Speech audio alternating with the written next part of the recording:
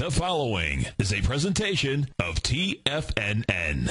The Tom O'Brien Show is produced every business day after the market close. Tom takes your phone calls from 4 to 6 p.m. Eastern Standard Time using the data available at that time. Let's go to Fred in Denver. Hey, Fred, what's going on? Hey, Tom, listen, it's an honor to speak to you. I wanted to tell you I'm one of your successful tigers, and the reason that I'm successful, I probably read a couple hundred books on technical analysis over the last 10 or 15 years. I'm a retired public school teacher, and I heard you talking today on your earlier show that if you really knew what you were doing in this business, you probably wouldn't have to work again. And I wake up every morning, I look at your book, I can tell you, every other author is just pales in comparison to your clarity. I just wanted to thank you. I really appreciate it. And now, here's Tom O'Brien. Wow! Welcome, folks. This is Tom O'Brien of TFNN. We go 5 days a week. We go 2 hours a day. We go 24 hours a day on the internet at TFNN.com. Always remember, folks, whatever you think about, you bring about. Whatever you focus on grows. Hope everyone had a great day, safe day. Let's make it a great night, folks. Let's take a look at one of our 4 agreements. To master love, you have to practice love. The art of relationship is a whole mastery. And the only way to reach mastery is with practice. To master a relationship is therefore about action, is not about attaining knowledge. Market-wise, let's take a look at it out here. We had the Dow up 146, Nasdaq up 30, S&P's up 12, gold contract up $57, trading at $1,652 an ounce. Silver up $2 at $32.01 an ounce. Platinum $1,563 an ounce. Copper up 13 pennies at $3.41 a pound. Light sweet crude up $3.32 at $83.57 a barrel. Bonds down 1.5 trading at 141.11. Dollar index down 82 ticks at 78.24. Euro is at 136 up 71 ticks, and the yen was up 51 trading out at 76.86. Our phone number is 877-927-6648. Give us a call, folks. Well, I know what's going on in your world. And the world of the S&Ps, let's take a look at them. What do you have? Cash S&P. We get to 1195.86.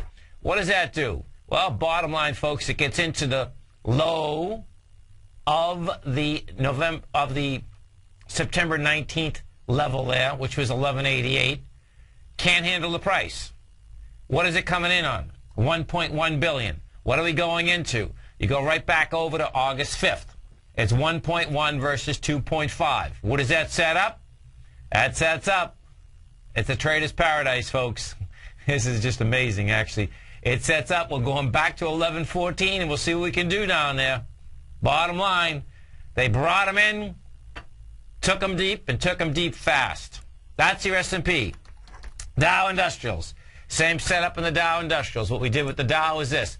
Dow gets to 11,369 today. That 11,369 got into not only the price point of the 19th, you know, it got into the price point coming over to the 17th, closed under all of them. Bottom line, Dow Industrial, same type of setup. Now, what that sets up in the Dow sets up coming all the way back down to those lows. And you got to remember something. The last time down with the Dow, it broke them. Now, it broke them with lighter volume. So we'll see where this shakes. Now, what does happen is this.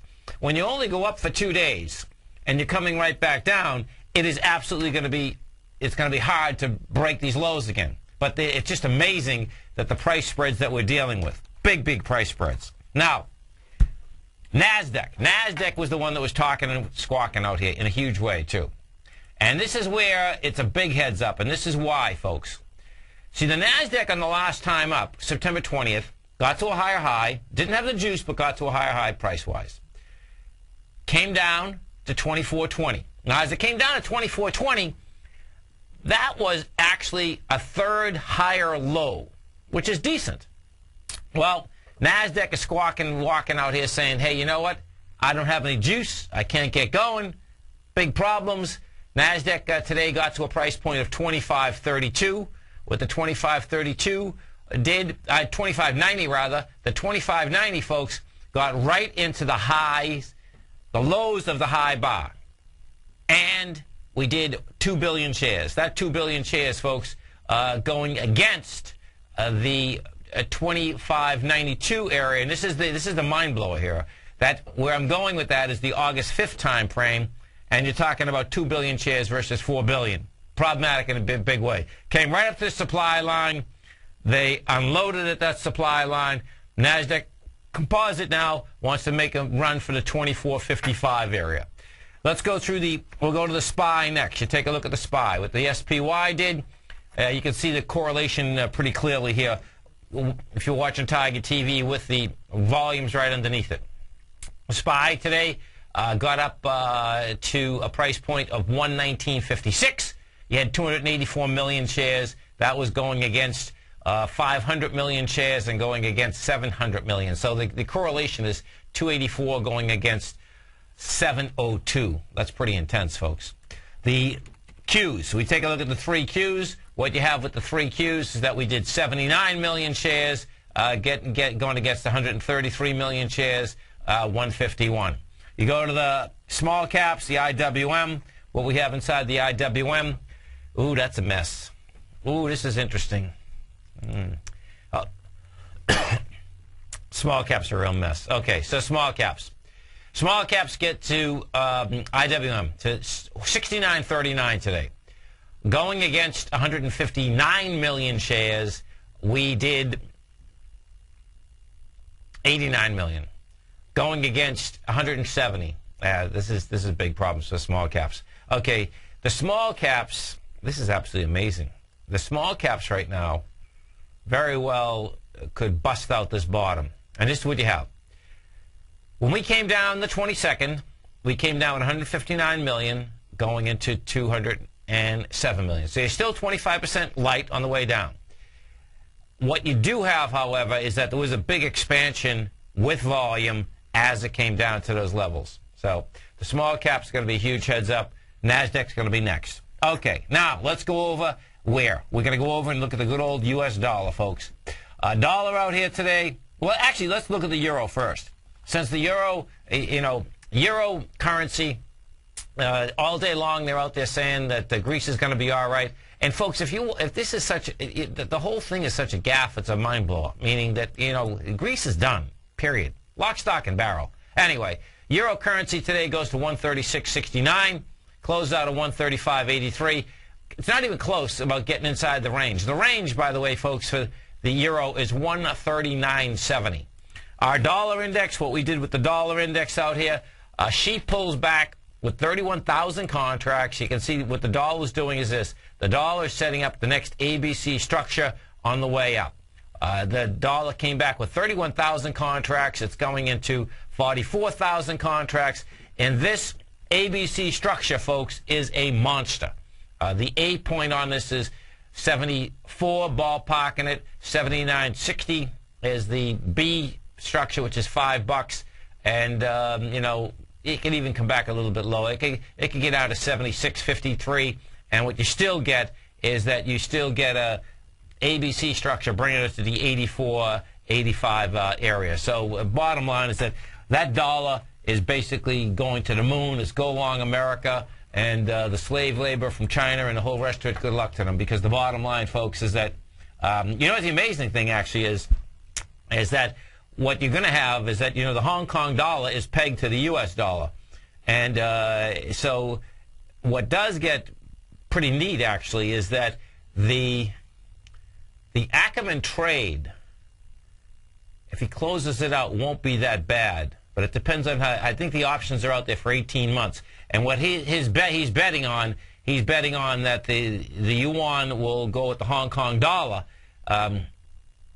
And that's possible. That's absolutely possible. The thing that's really intriguing to me is that when I look at the whole structure, meaning China buying our bonds, the Hong Kong dollar, every which way I look at it, they get a winning trade. They bought the bonds. The bonds have been in the biggest bull market ever. So every time they're buying bonds, they're making money on the interest, they're making money on the principal. Now the dollar's going up, so they're going to make money on that. It's a beautiful thing, folks. So don't worry about someone basically financing us, because at this particular point, the way it works is this. Any type of financing that gets done in U.S. dollar terms is going to be worth more money if the dollar goes up. That correlation is huge. The correlations, now watch the correlations on other currencies and other vehicles, is a disaster. Absolute disaster, because you lose money on the currency. And the currency play, folks, is the largest play. And that's why you've basically seen a situation of when the dollar went from 121 down to 70, you see that correlation, how these large multinationals could make basically money hand over fist. Let's go over and we take a look at the bond market right now. Now, this is where it's going to get really deviant, folks, and here you go. Okay, so if we pull up bonds, what bonds have done is this. Bonds got to a high out here. That high that it got to was, let's see, 147. We got to 147, and what do we do it? When it started running topside at the 146.17, you had 546,000 contracts. Well, you know what we do today in a pullback, folks? 315,000 contracts. What does that mean? That means that bonds aren't done. This is sick, but that's what it means, folks. It means bonds absolutely aren't done, and I suspect you're going to see them higher tomorrow. JBL. Let's go take a look at Jabil circuit. Numbers just come out in Jabil. Jabil closed at $17.38. It's trading up 70 cents at $18.15. And she had a high out there today of 17.78, so she's got a little juice underneath it.